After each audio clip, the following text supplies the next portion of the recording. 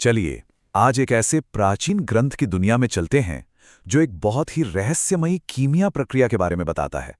हम देखेंगे कि कैसे प्राचीन भारत में धातु को दवा में बदलने की कला अपने चरम पर थी। सोचिए जरा, सोने की एक ऐसी राख जिसमें इतने कमाल के गुण हों। सवाल ये उठता है कि आखिर ये बनती कैसे थी। इसी रहस्य से आज हम पर्दा उठाएंगे। तो आज हम क्या क्या देखने वाले हैं, ये रहा हमारा रोड मैप। हम इस प्राचीन कला के हर कदम को करीब से जानेंगे, बिल्कुल शुरुआती सामान से लेकर उस चमत्कारी भस्म के बनने तक। तो चलिए इस रहस्य की पहली परत खोलते हैं। हमारा गाइड होगा एक संस्कृत ग्रंथ जिसका नाम है धातु शोधन मारण।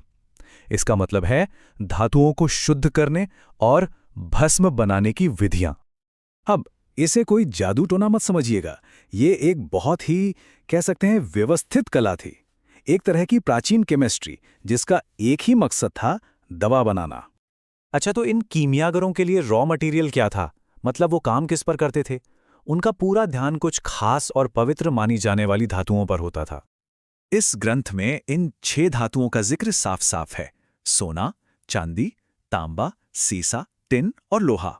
पर मजे की बात यह है कि ग्रंथ बार बार 7 धातुओं की बात करता है। तो फिर 7वीं धातु कौन सी है? ये एक पहेली है। किसी भी धातु पर काम शुरू करने से पहले सबसे पहला और सबसे जरूरी स्टेप था उसका शुद्धिकरण, जिसे संस्कृत में कहते हैं शोधन। और ये इतना जरूरी था कि इसके बिना आगे की पूरी मेहनत ही बेकार थी। तो शोधन का सीधा सा मतलब है सफाई। एकदम पक्का कर लेना कि धातु में कोई भी ऐसी मिलावट ना रहे जो आखिर में बनने वाली दवा के असर को बदल दे। और ये प्रक्रिया कितनी ज्यादा मेहनत वाली थी, इसका अंदाजा आप यहां से लगाइए। धातु को पहले लाल होने तक तपाया जाता और फिर उसे बार बार अलग अलग लिक्विड्स में डुबोया जाता। तेल, छाछ, कांजी। और एक बात पर गौर कीजिए, हर लिक्विड में ठीक 3 बार। ये सिर्फ एक प्रोसेस नहीं बल्कि एक रस्म जैसा लगता है ना? लेकिन सबसे दिलचस्प बात यह है कि हर धातु के साथ एक जैसा सलूक नहीं होता था। इससे पता चलता है कि उन प्राचीन कीमियागरों को हर धातु के गुणधर्म की कितनी गहरी समझ थी। जैसे सीसा और टिन, इनके लिए तो तरीका ही बिल्कुल अलग था। इन्हें गर्म करके ठोस नहीं रखते थे, बल्कि पिघला देते थे और फिर आग के पौधे के दूध में बुझाते थे। कितना स्पेसिफिक है। अब हम पहुंचते हैं इस पूरी प्रक्रिया के सबसे जरूरी हिस्से पर, शुद्ध सोने को एक शक्तिशाली भस्म में बदलने की कला, जिसे संस्कृत में कहा गया है मारण। मारण का मतलब सिर्फ जला देना नहीं है, ये एक बहुत ही कॉम्प्लेक्स केमिकल ट्रांसफॉर्मेशन है जिसमें धातु अपनी मेटालिक प्रॉपर्टीज को खोकर एक बिल्कुल नए रूप में आ जाती है। ग्रंथ में सोने को भस्म बनाने का सिर्फ एक नहीं बल्कि कई तरीके दिए गए हैं। चलिए उनमें से 2 सबसे खास तरीकों पर एक नजर डालते हैं। पहला रास्ता है पारे और गंधक का। यहां ध्यान देने वाली बात है इन चीजों का एकदम सटीक अनुपात। ये कोई अंदाजे का खेल नहीं था। एक हिस्सा सोना तो ठीक 2 हिस्से पारा और फिर इन दोनों के पेस्ट के वजन के बराबर गंधक।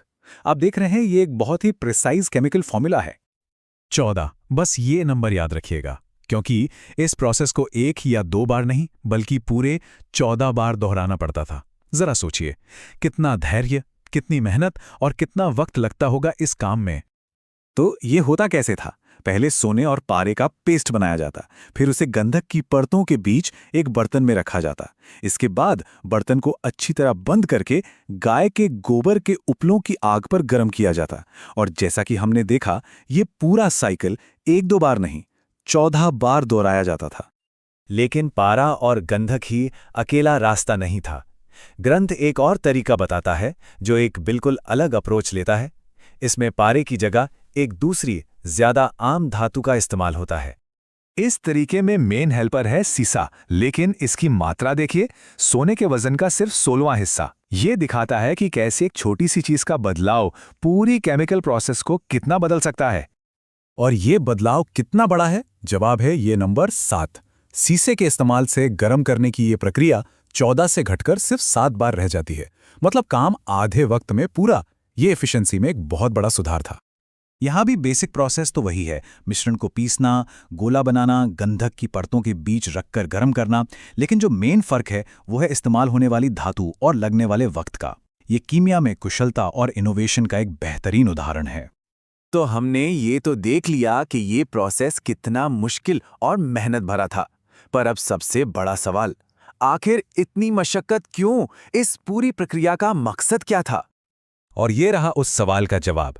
बुद्धि, विद्या और स्मृति को बढ़ाने वाला, जहर का असर खत्म करने वाला और शरीर को फिर से जवान कर देने वाला। जब हम ये समझते हैं कि इसे बनाने में कितनी मेहनत लगी, तो इन गुणों का दावा और भी पावरफुल लगता है। ये सिर्फ धातु की राख नहीं थी, इसे एक रसायन माना जाता था, यानी एक ऐसा पदार्थ जो शरीर का कायाकल्प कर दे।